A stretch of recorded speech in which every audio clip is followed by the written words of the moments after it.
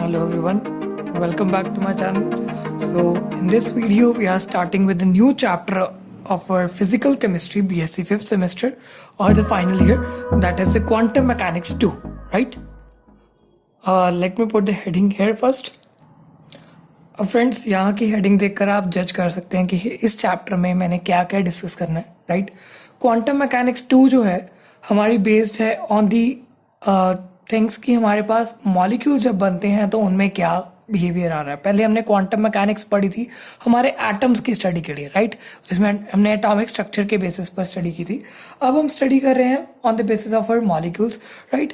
And इसमें इस chapter को कुछ बुक्स में या कुछ यूनिवर्सिटीज़ में नाम दिया गया है केमिकल बॉन्डिंग, और कुछ यूनिवर्सिटीज़ में इसको मॉलिक्यूलर ऑर्बिटल थ्योरी के नाम से भी जाना जाता है. मीन्स अलग अलग यूनिवर्सिटीज़ के अलग अलग नाम हैं, तो एक चैप्टर के अनेक नामों को मैंने यहाँ पर लिख दिया है, राइट? सो अब हम स्टार्ट करते हैं इंट्रोडक्शन से. अब इसमें थोड़ा सा मैं बताऊंगा कि chemical bonding in physical chemistry क्या रोल है, राइट? हमने जी.एन. लुईस के कॉन्सेप्ट्स पढ़े हैं, राइट? सो जी.एन. लुईस के कॉन्सेप्ट से इन 1916 उसने बताया कि हमारे पास हाइड्रोजन मॉलिक्यूल कैसे फॉर्म होता है, हमारे पास हीलियम मॉलिक्यूल क्यों नहीं फॉर्म होता, हमारे पास हाइड्रोजन परऑक्साइड और वाटर क्यों फॉर्म हो रहा है हाइड्रोजन और ऑक्सीजन से, हमारे पास H2O3 क्यों नहीं फॉर्म हो रहा. सो ये चीज़ें जो थी जी.एन. लुईस ने अपनी थ्योरीज में बता दी कि एसिड बेसिस क्या होते हैं, राइट? एंड इनमें इसने ये भी बताया कि बॉन्ड्स की एनर्जीज, बॉन्ड्स कब फॉर्म होते हैं, राइट? और शेप्स भी बताई इसने. और हमारे पास हाइब्रिडाइजेशन का एक कॉन्सेप्ट भी एक्सप्लेन करा. Chemical bonding in inorganic chemistry में हाइब्रिडाइजेशन आई. हमारे पास वैलेंस बॉन्ड थ्योरी आई जिसमें कि हम शेप्स ऑफ ऑर्बिटल्स को भी डिटर्मिन करते थे. तो ये चीज़ें हमने देख ली. ये क्वालिटेटिव ट्रीटमेंट हो गया कि हमारे पास कैसे आ रही हैं, ये हमें एक थ्योरेटिकल सी चीज़ बता दी. और लेकिन अभी भी कुछ क्वांटिटेटिवली तो इन्होंने बताया ही नहीं. मीन्स हमें क्या चाहिए, वी वांट दी क्वांटिटेटिव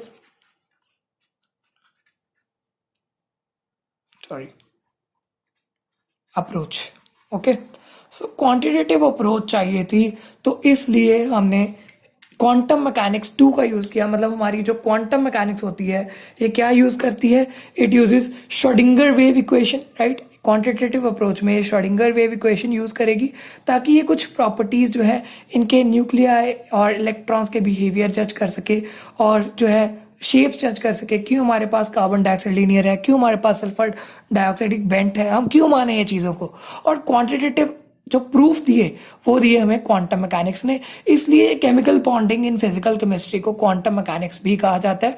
और मॉलिक्यूल्स के बेसिस पर इसका बिहेवियर है, तो इसमें एक सेपरेट टॉपिक हम मॉलिक्यूलर ऑर्बिटल थ्योरी भी प्रॉपर पढ़ेंगे, और वो भी केमिकल बॉन्डिंग की ही ब्रांच है. सो अलग अलग नामों को मैंने यहाँ पर लिखा है, और मतलब एक ही है कि हमने मॉलिक्यूल्स का ट्रीटमेंट देखना है जैसे भी है, राइट?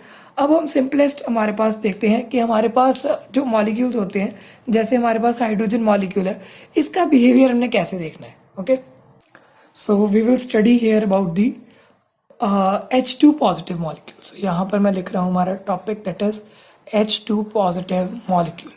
इसके बारे में पढ़ना है. एंड यहाँ पर एक कर्व आया था हमारे पास जब इसकी स्टडी करी थी, इसकी एनर्जीज की और इसके इंटरन्यूक्लियर डिस्टेंस के साथ जो वेरिएशन थी उसकी. हमारे पास एक कर्व आया था, मतलब एक ग्राफ ऑब्टेन हुआ था जिसका नाम हमने रख दिया मॉर्स पोटेंशियल एनर्जी कर्व. ये सब आपने केमिकल बॉन्डिंग इन क्लास +1 में भी पढ़ा हुआ है. ओके, तो आप उसे रिलेट करके पढ़िए, तो इंटरेस्टिंग बहुत है ये चैप्टर, राइट? क्योंकि इसमें आपको प्रूफ्स मिलेंगे कि जो चीज़ें हमें कंफ्यूजिंग लग रही थी अब वो चीज़ें इतनी इजी कैसे बन रही हैं, राइट? तो मैं पहले इसको एक कर्व ड्रॉ कर देता हूँ. अब देखो मैंने यहाँ पर एक एम्प्टी ग्राफ बना दिया. जब हमारे हाइड्रोजन पॉजिटिव, मतलब एक इलेक्ट्रॉन कम है इसमें, और बॉर्न ऑपरेंहिमर अप्रॉक्सीमेशन से हमने देखा कि जो इसकी जो टोटल एनर्जीज हैं, मतलब बॉर्न ऑपरेंहिमर अप्रॉक्सीमेशन हमने पहले भी पढ़ा हुआ है, स्पेक्ट्रोस्कोपी में मैंने पढ़ा चुका हूँ कि हमारे पास सारी जो एनर्जीज होती हैं टोटल करके उनका एनर्जीज का सम जो होता है that is called the energy of the molecule, right?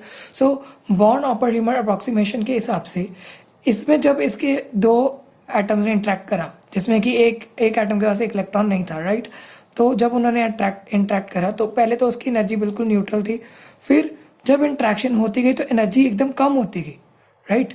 कम होते होते इतनी कम हो गई कि वो उन दो एटम्स में एकदम से बॉन्ड फॉर्म हो गया। हमने यही पढ़ा कि जितनी कम एनर्जी उतना स्टेबल एक मॉलिक्यूल, राइट।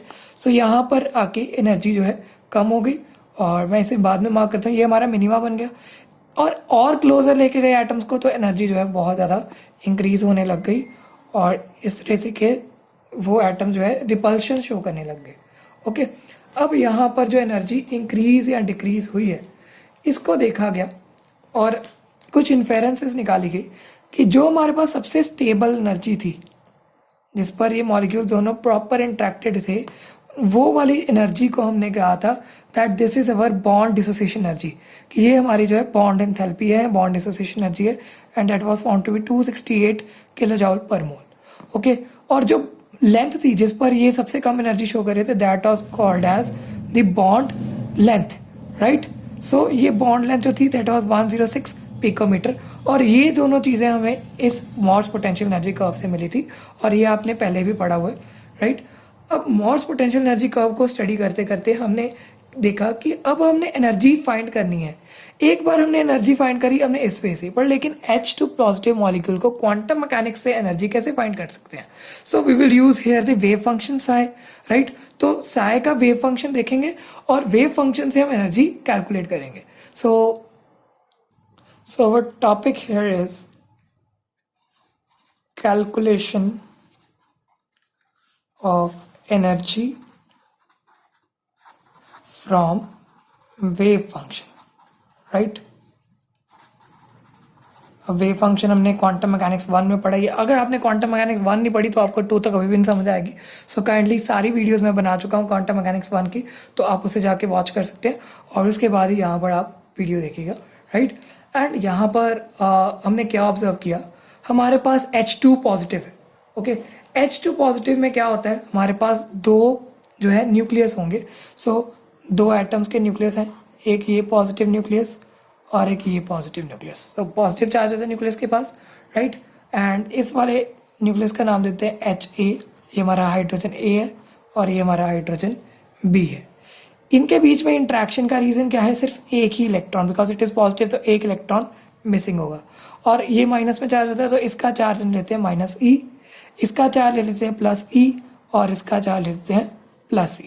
ओके, साथ साथ में वैल्यूज नोट करते जाइएगा, और ये आपको थियोरेटिकल पार्ट आपका कवर होता जाएगा। अब इन दोनों के बीच में एक पॉजिटिव वाला न्यूक्लियस और एक नेगेटिव वाला इलेक्ट्रॉन, इनके बीच में जो इंट्रैक्शन है, right, and that is a positive interaction, मतलब ये हमारे पास अट्रैक्ट हो रहे हैं एक दूसरे से, राइट, रिपल्शन नहीं है, तो ये अट्रैक्शन हो रही है, और इनके बीच का जो डिस्टेंस है दैट इज RA, मतलब बॉन्ड लेंथ होगी, इनके बीच की भी लेंथ हो गया, राइट। और इनके बीच का जो डिस्टेंस है हमारे इलेक्ट्रॉन और HB के बीच में, दैट इज RB। ओके, और अब यहाँ पर देखा गया कि HA और HB के बीच में हमारे पास RAB डिस्टेंस है। ओके, और इनके बीच का जो बॉन्ड फॉर्म हुआ है, अब ये जो है इंटर न्यूक्लियर डिस्टेंस है RAB, और इसको हम कैपिटल R से डिनोट कर देंगे। सो this is our capital R। Okay, अब यहाँ तक आपको क्लियर है? अब फ्रेंड्स, हमने पिछले ही चैप्टर में पढ़ा था, that is Schrodinger wave equation पढ़ी थी, वो आपको आनी चाहिए पहले तो, और उसकी हैमिल्टोनियन फॉर्म हमने डिस्कस करी थी, that is H cap psi is equal to E psi. यहाँ पर H कैप क्या है, that is our Hamiltonian operator, और E हमारी जो है दैट इज टोटल एनर्जी, और this is a Hamiltonian form of Schrodinger wave equation. ये हमारी फर्स्ट इक्वेशन मार्क कर लेते हैं, राइट। सो इसको क्या करना है हमने, multiply both sides by psi star, right. तो हम क्या करेंगे, इसको दोनों साइड से ये इक्वल टू का साइन यहाँ रख देते हैं, यहाँ भी साई स्टार से मल्टीप्लाई किया, और यहाँ भी साई स्टार से मल्टीप्लाई करा। Multiply both sides by psi star and then integrate over the whole space, ठीक है। तो इंटीग्रेट करेंगे होल स्पेस पर, जो भी मैं बोल रहा हूँ साथ साथ में लिखी जाइए, आपके नोट्स बनते जाएंगे, right. Integrate over the whole space, तो हम होल स्पेस क्या होगी, -इन्फिनिटी से +इन्फिनिटी, मतलब पूरी यूनिवर्स ही हो गया, और यहाँ पर भी -इन्फिनिटी से +इन्फिनिटी, और with respect to derivative volume element हम लेंगे डी टाउ, कि ये हमारा वॉल्यूम है, होल स्पेस का वॉल्यूम क्या है, डी टाउ, राइट। सो ये हमने छोटा एलिमेंट ले लिया वॉल्यूम का। सो this is our second equation, right. अब यहाँ पर हमें पता है E कांस्टेंट है, तो E को बाहर ले आएंगे, सो ये ई हमारा बाहर आ गया और ये बाकी एक्सप्रेशन तो अंदर ही रहा।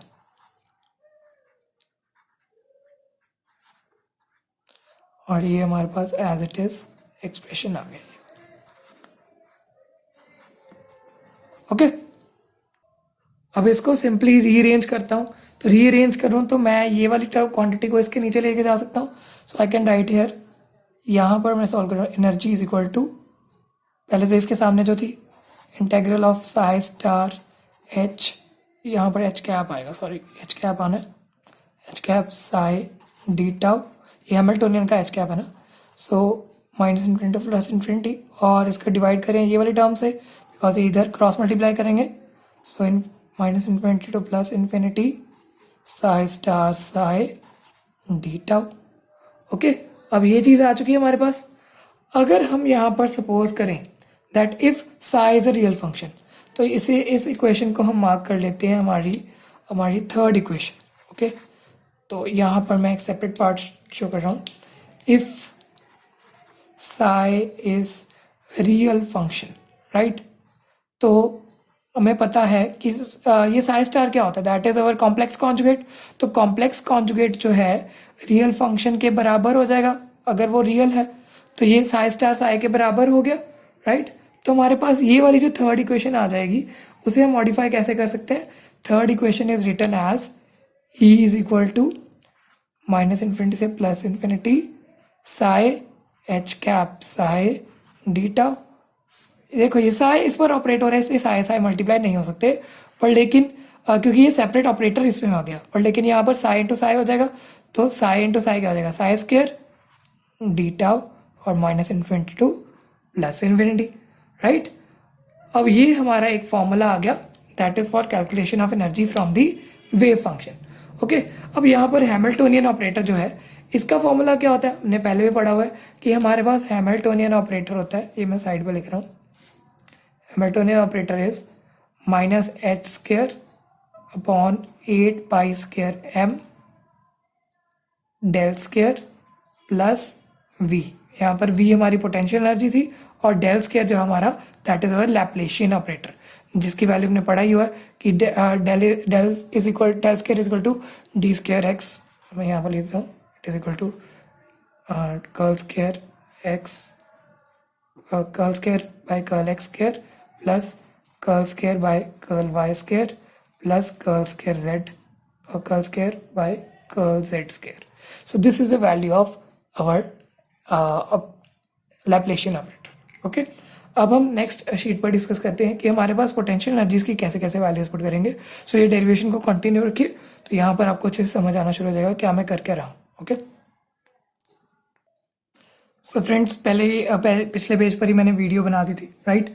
तो वीडियो में यही डायग्राम मैंने ड्रॉ कर दिया था। ओके, अब यहाँ पर क्या है कि हमारे पास हाइड्रोजन एटम में क्या होता है, there is only one proton and one electron. तो पोटेंशियल एनर्जी जो होती है इसकी हाइड्रोजन एटम की, potential energy for hydrogen atom V for H atom that is equal to एक प्रोटॉन और एक इलेक्ट्रॉन, मतलब एक नेगेटिव वाला और एक पॉजिटिव वाला, तो E square by R, right. इसको मैंने पहले भी डिस्कस कर दिया है in the particle in one dimensional box, तो आप वहाँ पर जाके इसे अच्छे से समझ सकते हैं, पर लेकिन मैं आपको सिंपल बता देता हूँ। पोटेंशियल एनर्जी का फॉर्मूला क्या होता है, that is Q1 into Q2 by R, right. So Q1 क्या था E और Q2 क्या था minus E upon R, so that is equal to minus E square upon R। Okay, so इस तरीके से हम इसे कैलकुलेट कर सकते हैं। ओके, अब मैं डिस्कस करता हूँ आपके साथ कि हमने जो है यहाँ पर देखना है कि हमारे पास एक ही इलेक्ट्रॉन है। अगर we have single electron, if we have single electron then we will use only one Laplacian operator. तो सिंगल इलेक्ट्रॉन के लिए for single electron we will have only one Laplacian operator. Okay, यहाँ तक clear है। जब हम helium atom करते हैं हमारे एमएससी में आता है तो वहाँ पर दो लैप्लेशियन ऑपरेटर्स होते हैं, तो वो थोड़ा सा कॉम्प्लेक्स सिस्टम बन जाता है। अब यहाँ पर हमारे पास क्या होगा कि हम कहेंगे कि हमारे पास पहला जो एच है और इलेक्ट्रॉन की इंट्रैक्शन, मतलब हमारे पास प्रोटॉन और इलेक्ट्रॉन की इंट्रैक्शन की हमारे पास फर्स्ट V1 आ जाएगी, that is for HA and electron की इंट्रैक्शन के लिए हमारे पास पोटेंशियल एनर्जी 1 आ जाएगी, that is minus e square upon are A. और for H B and electron के बीच की इंट्रैक्शन तो हमारे पास ये V2 हो जाएगी एंड इसकी वैल्यू क्या जाएगी minus e square by are b. Okay, और अगर हम देखें दो प्रोटॉन्स हैं, इनमें चार्जेस इक्वल है और इनका सेपरेशन डिस्टेंस क्या है are, capital R. So V3 क्या आ जाएगा, ये एच ए और एच बी के बीच की इंट्रैक्शन है, सो V3 आ जाएगी ई स्क्वायर, बिकॉज यहाँ पर दोनों पॉजिटिव है, e square by capital R. यहाँ तक क्लियर है। अब हम टोटल पोटेंशियल एनर्जी देखेंगे for the H2 positive ion. Total potential energy जो होती है for H2 positive ion that is the sum of all these three. So V is equal to V1 plus V2 plus V3, और इनको देखे जाए तो minus e square upon are A, यहाँ पर प्लस आना था पर लेकिन ये माइनस है, minus e square by are B और plus e square by capital R. Okay, अब हमने देखना है हैमिल्टोनियन ऑपरेटर क्या होता है। हैमिल्टोनियन ऑपरेटर की जो हमारे पास एक्सप्रेशन होता था that is h square is equal to sorry h cap is equal to h square bar 8 pi square m into del square, right, plus v. अब वी की जगह पर हम क्या पुट कर देंगे, h square upon 8 pi square m, अब del square, अब यहाँ पर प्लस का साइन है पर लेकिन यहाँ पर नेगेटिव है, minus e square upon are a minus e square upon r b plus e square upon r. इतना मैथमेटिक्स तो आपको आता ही होगा कैसे हम ऐड करते हैं और कैसे सब्ट्रैक्ट करते हैं। ओके, तो यहाँ पर हमारे पास ये आ गया। अब श्रोडिंगर वेव इक्वेशन में इसकी वैल्यू पुट करेंगे तो हमारे पास श्रोडिंगर वेव इक्वेशन की क्या थी, that was H cap psi is equal to E psi. तो यहाँ पर एच कैप की वैल्यू ई के कॉरेस्पॉन्ड करिए तो ये हमारी एनर्जी के कॉरेस्पॉन्ड करेगी, राइट। अब ऐसे ही सेम केस करते हैं अगर हाइड्रोजन मॉलिक्यूल हो हमारे पास तो उसके लिए जो हमारे पास कैलकुलेट करते हैं तो वो कैसे करेंगे। अब हाइड्रोजन मॉलिक्यूल के लिए मैं यहाँ पर डायग्राम बना रहा हूँ कि ये हमारा एक सिंपल एच ए न्यूक्लियस था, ये हमारा एच बी न्यूक्लियस था, इसका पॉजिटिव ये भी पॉजिटिव, प्लस ई चार्ज है तो प्लस ई चार्ज है।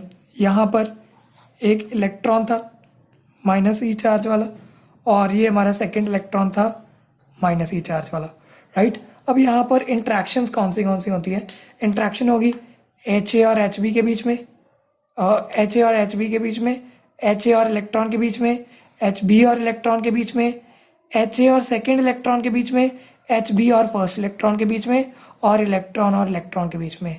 सो हमारे पास यहाँ पर बहुत सारी इंट्रैक्शंस आ गई।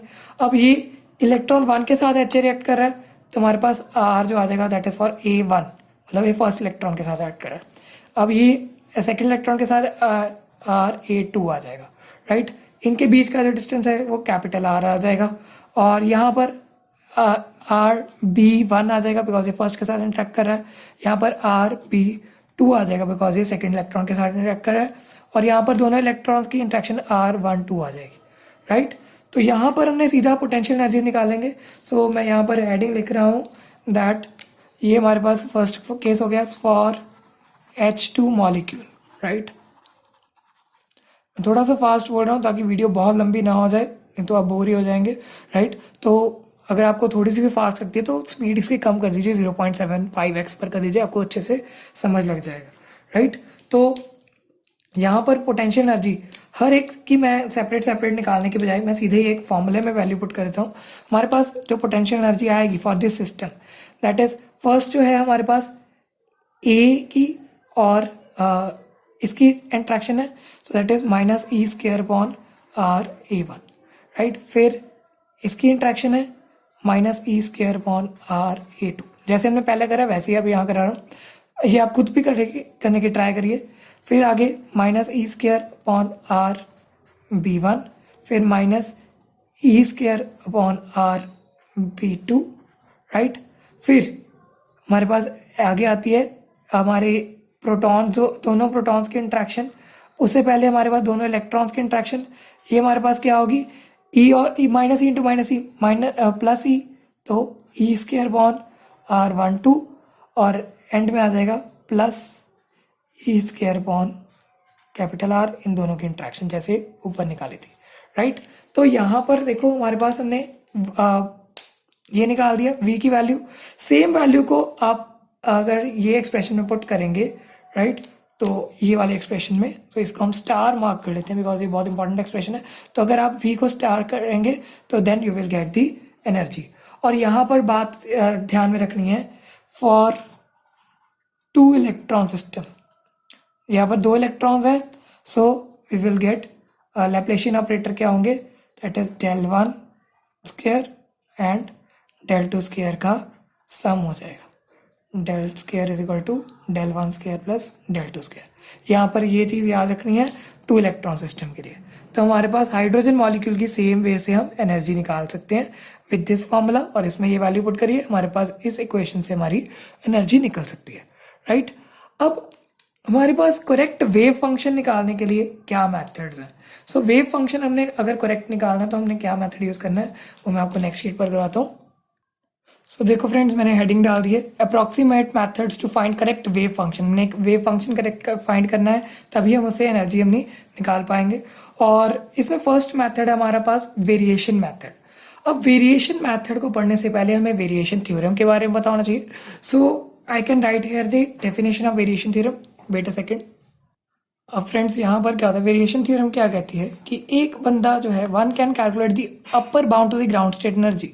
एक हम एनर्जी की थोड़ी सी अप वाली वैल्यू लिख सकते हैं ग्राउंड स्टेट से थोड़ी सी ऊपर वाली, by using appropriate trial function. तो ट्रायल फंक्शन हम इसमें लेते हैं। तो एनर्जीज अगर कैलकुलेट करनी हो तो हम फॉर्मूला कैसे लगाते हैं, वेव फंक्शन वाला फॉर्मूला अभी मैंने डिस्कस करा था। So E1 is equal to integral of -∞ to +∞ over whole space psi 1 h cap psi 1 d tau upon integral of psi 1 square d tau। हमने यही करा था कि अगर इसमें मैं एक ट्रायल वेव फंक्शन पुट करता हूँ, समझ लो मैंने कोई भी वेव फंक्शन c पुट कर दिया, तो c को पुट करके मेरी एनर्जी कुछ आएगी। फिर मैं ऐसे ही इस तरीके से ही E2 भी करूँगा, फिर E3 भी करूँगा, और फिर E4 भी करूँगा and so on till En, right. तो जो एनर्जी हमने देखा क्या कि यहाँ पर जो सारी एनर्जीज थी that were found to be greater than true energy, जो कि हमारे पास असली एनर्जी की वैल्यू थी उससे ज़्यादा थी, मतलब हमारे पास ग्राउंड स्टेट एनर्जी से ज़्यादा थी। तो जो भी एनर्जी की वैल्यू कॉरेस्पॉन्ड करती है हमारी टू द लोएस्ट एनर्जी, मतलब जो लोएस्ट एनर्जी वैल्यू होती है जो कि हमारे ग्राउंड स्टेट के पास पास आएगी एनर्जी, और जो वेव फंक्शन से वो एनर्जी निकली होगी। मैं दोबारा बता रहा हूँ, अगर कोई एनर्जी है, समझ लो E3 है, राइट, तो वो हमारी ग्राउंड स्टेट एनर्जी से कॉरेस्पॉन्ड कर रही है, मतलब ग्राउंड स्टेट एनर्जी के पास पास उसकी वैल्यू आई है। तो जिस वेव फंक्शन को वो कॉरेस्पॉन्ड करती होगी, that wave function is called our main wave function, that is our correct wave function, right. इससे हम अपना करेक्ट वेव फंक्शन निकाल सकते हैं, that is called true wave function, right. So variation method यही बताता है कि हम वेरिएशन ले लेते हैं, कुछ भी ट्रायल्स ले लेते हैं, और ट्रायल फंक्शन से हम क्या कर सकते हैं, एग्जैक्ट फंक्शन या फिर ट्रू वेव फंक्शन निकाल सकते हैं। Okay, so that was all about the variation method, right. इसे ये एग्जाम में पूछा जाता है, तो आपने इसकी थ्योरी जो मैंने बोल के बताई है, तो आपने वो वाली सारी थ्योरी लिख के आनी है एग्जाम में, राइट। सेकेंड हमारा मेथड है that is Ritz linear variation method.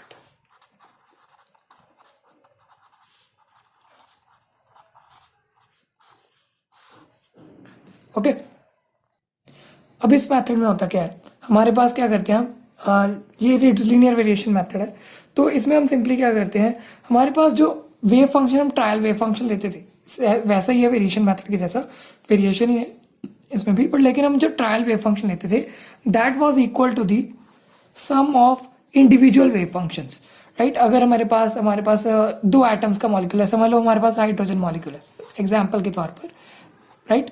तो हमारे पास 2 एटम्स हैं, तो ये वेव फंक्शन देगा that will be sum of the individual wave function for the both the atoms. And ये C1 C2 क्या है, हमारे पास वेरिड कॉफिशिएंट्स है, राइट, जिसको हम वेरी कर सकते हैं। और तो एनर्जी का फॉर्मूला क्या बन जाएगा, so energy will be equal to, ये अगर हमारे पास E1 निकालना है तो ये एनर्जी आ जाएगी -∞ से +∞। psi 1 की वैल्यू क्या हो जाएगी, that will B C1 psi 1 plus C2 psi 2, मतलब हमारे पास 2 एटम्स के लिए H कैप फिर C1 psi 1 plus C2 psi 2 into D tau. Same मैं इसी फॉर्मूले में साई की वैल्यू पुट कर रहा हूँ बस, okay, upon -∞ to +∞ C1 psi 1 plus C2 psi 2 का whole square d tau. Okay, इस तरीके से इनमें वैल्यूज पुट करके मैं यहाँ पर एनर्जी निकाल सकता हूँ। अब यहाँ पर एक बात नोट करने वाली क्या है, यहाँ पर कंडीशन क्या है, हमने अगर मिनिमम एनर्जी लेनी है तो we will have to apply a condition, और वो कंडीशन क्या कहती है दैट यहाँ पर अगर हमारे पास कॉफिशिएंट्स ले हैं तो वो एनर्जी मिनिमम कब आएगी, जब हमारे पास कॉफिशिएंट्स का डेरिवेटिव है with respect to energy, right. मतलब एनर्जी का डेरिवेटिव है विद रिस्पेक्ट टू कॉफिशिएंट, मतलब हमारे पास curl E by curl C1 और curl E by curl C2, इन दोनों की वैल्यू जो है 0 आए तो हमारे पास एनर्जी की वैल्यू जो है हमारी मिनिमम आती है, राइट। सो इस तरीके से हम मिनिमम एनर्जी निकाल सकते हैं और ग्राउंड स्टेट एनर्जी निकाल सकते हैं किसी भी हमारे सिस्टम के लिए, किसी भी एटम के लिए, किसी भी मॉलिक्यूल के लिए, राइट। सो यहाँ तक हमने आज किया है कि हमारे पास कैलकुलेट करेंगे energy from the wave functions. Next video में हम नेक्स्ट टॉपिक डिस्कस करेंगे कि हमारे पास वैलेंस बॉन्ड थ्योरी क्या है, मॉलिक्यूलर ऑर्बिटल थ्योरी क्या है, उनमें जो पिक्चर्स हैं वो कैसी ऐसी आ रही हैं। तो चैनल को सब्सक्राइब करना मत भूलिएगा, चैनल को सब्सक्राइब कर दीजिए ताकि आपको सारी videos time to time update मिलती रहे और आपको ये चैप्टर अच्छे से समझ आ जाए। So thanks for watching the video, do subscribe to channel for more videos and thank you so much.